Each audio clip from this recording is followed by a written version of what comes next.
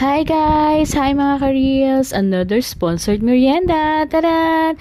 Actually, may bagong tayong parang stall dito sa area namin. Ito yung tinda nila. So, thanks sa brother ko na nalibre sa amin. So, una, french fries. Yan. Syempre, ang sarap-sarap. Mga lutong bahay lang din yan eh.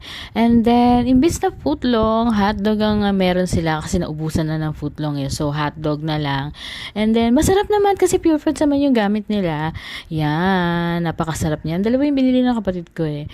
Yan, so favorite namin kasi yung mga ganyang merienda, yung footlong or hotdog, french fries, and then meron silang burger na napakasarap. Alam niyo, masarap naman talaga yung mga ganyang merienda sa mga nabibili lang sa mga bahay-bahay.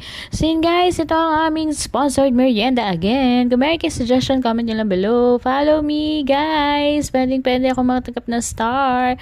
Actually, yan yung mga nakikita lang naming